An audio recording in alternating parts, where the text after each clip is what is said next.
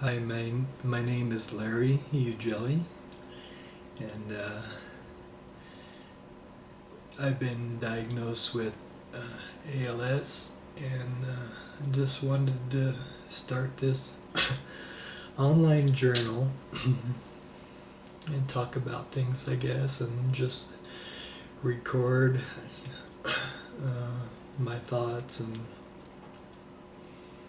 how it is, I guess, to live with ALS. This is the first recording. I put it off for too long. I was diagnosed maybe, I guess, 4.5 months ago now already. But I guess I'm going to talk about leading up to the diagnosis, I guess, and I guess we'll just go from there. I've been having issues with my legs for almost 10 years, I think.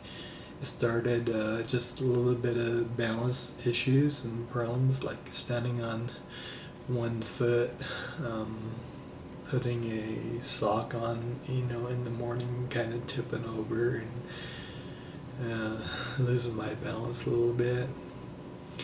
A little bit of weakness. Never understood why, like, exercise and my legs weren't really getting stronger.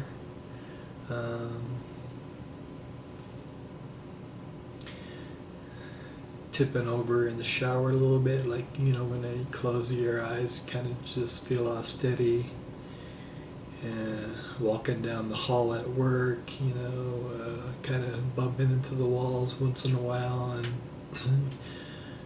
just a lot of little things at first. Is pretty much only my legs and balance issues. So in 2010, I decided, to run a marathon because my legs weren't really getting better. I always wanted to do one. So I trained for the marathon. It was really hard. I was, 42 years old, I guess. But I, had little nagging injuries during training. A Baker's cyst behind my knee developed, an Achilles strain, never really healed. My surgery knee from my motorcycle accident wasn't too bad, but I think during training I kind of overcompensated for that. I thought it was going to be my bad knee, but I kind of hurt my other leg a little bit. But anyway, I ran the marathon. It was hard. I finished it and couldn't really walk for 3-4 days afterwards. Just thought that was maybe a normal thing. But I noticed, like, from the pictures, that my upper leg muscles, instead of getting stronger or bigger during training, like the picture during the race, I was looking at them later on, that my legs were actually a little bit smaller, like from my knee up, the muscles there, and a little weaker. I remember, for the few months after the marathon, like stumbling a bit more. It's like almost I hurt them a little bit, or I guess overstraining the muscles, and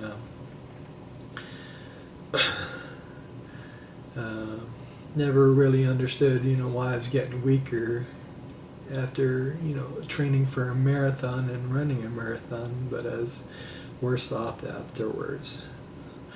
So I started going to some doctors about balance. Went to balance therapy, and it just wasn't helping. I've had an MRI every year for the last 5 years, looking for lesions. I think maybe multiple sclerosis. You can have lesions on the brain and on the spine. But doctors, always said everything looks normal. Understand, why I'm having balance issues. Last summer, things like other signs started. At first, it was like cramping in my hands in this area here. Like my hands would cramp in and kind of lock up. Oh, and sometimes doing that makes them cramp still.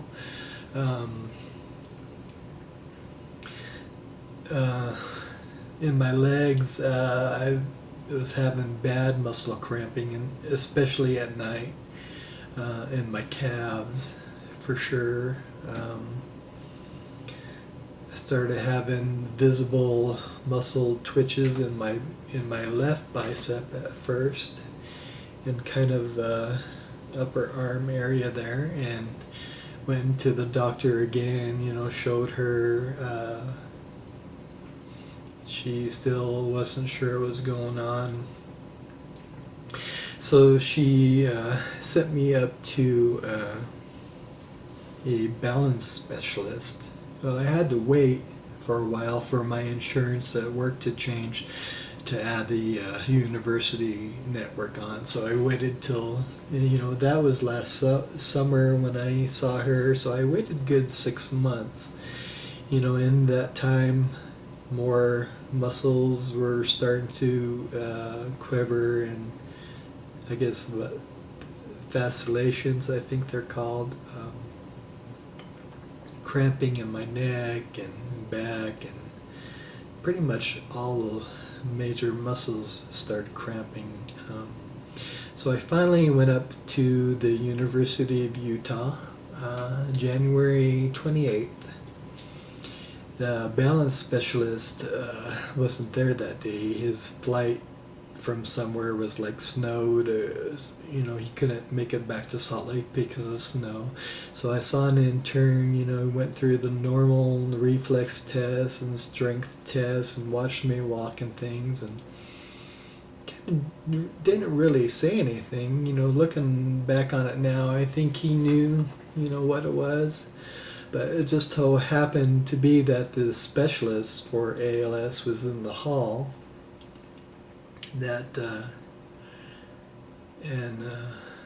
So he called him in and went through the same test, and then I guess he was pretty concerned and ordered a EMG for me. Like a muscle test where they stick little acupuncture needles in the muscles and record how they react to stimulus, like electrical stimulus. And I really didn't know, what they were thinking. They didn't say anything about it, but I was just hoping, that they found something out. So I had on February 4th, so, about a week later, I had the test. The doctor,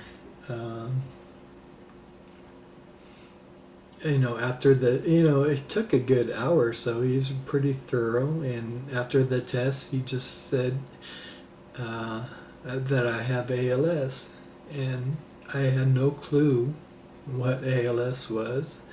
The word triggered something in my mind about the ALS Ice Bucket Challenge that was like a year or two ago, and I guess, I never really realized what that was about. Then he, I guess he saw the puzzled look in my face, and then he said Lou Gehrig's disease, and and then that made me stop and think, and in my mind it's like, well, Lou Gehrig died from this problem, and they named the disease after him. And then he left and had sent some nurses in, and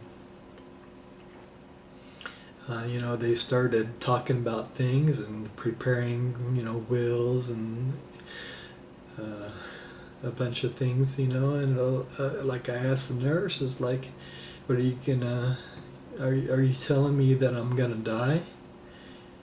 And, it was just a shock. And she's like, yeah, the average life after being diagnosed is 2 to 5 years.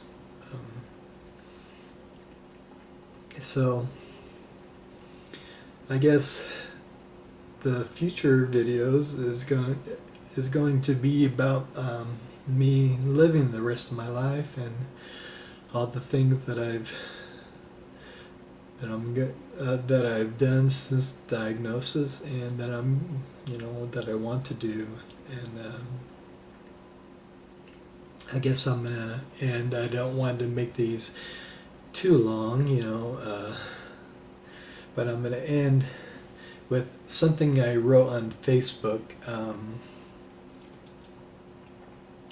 So I wrote down probably about or a week or two before I was diagnosed.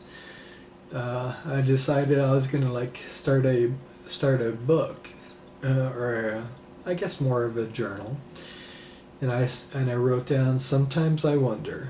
That's the title. That's a phrase and part of the song that has stuck with me over the years. I often find myself wondering, thinking probably like most people, why am I here? Where am I going? Another, which is another song. And so like these songs, Dave Matthews, "Where Are You Going?" And Sometimes I Wonder, Billy Ocean, and the songs have been very important in my life, and just probably lived through them a little bit. But so instead of these songs telling the story of my life and where I'm going to write the next chapter of my life. And not just write or dream it, but live it. So this story has yet to be written, but I feel there's some catching up to do. That it's important to understand the person I am today, to understand the person I dream of becoming tomorrow. Excuse me. To understand the person I dream of becoming tomorrow. So I wrote that down a couple weeks before diagnosis. So full of hopes and dreams of the future, and perhaps the beginning of a book about my life and my dreams of buying a sailboat and taking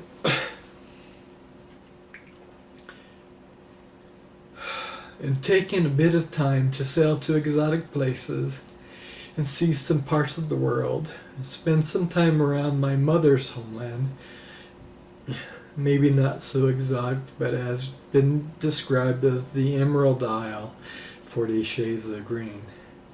Maybe no one would ever read my book or found it interesting, but I felt like I had to tell my story, perhaps to try to explain to my children one day who I really am, when they were old enough to understand after having children of their own. Perhaps to have a history for the child Jenny and I are trying to have. We were close last summer of becoming parents and getting pregnant, but it didn't turn out well, and Jenny lost a baby early on. Perhaps I knew deep down that something was wrong, something within me isn't quite right, and I wanted to live life and experience a few things before I was unable to live those dreams. Sadly, that day has arrived sooner than anyone had expected or even had any idea that anything was wrong. Yesterday I was diagnosed with ALS, or MND as it's called, also Lou Gehrig's disease. I told I most likely have only 2 to 5 years of life left. So the ending of my book will most likely be sooner than I had hoped. It's getting late and I'm getting tired and need to go to sleep, but tomorrow I start my new life and hope that if any one of you that has made it to the end of this lengthy post will be strong and courageous enough to be a little bit of light along Jenny's and I darkening path and challenge that has been placed before us. I love you all. I especially want my kids to know how much I love them.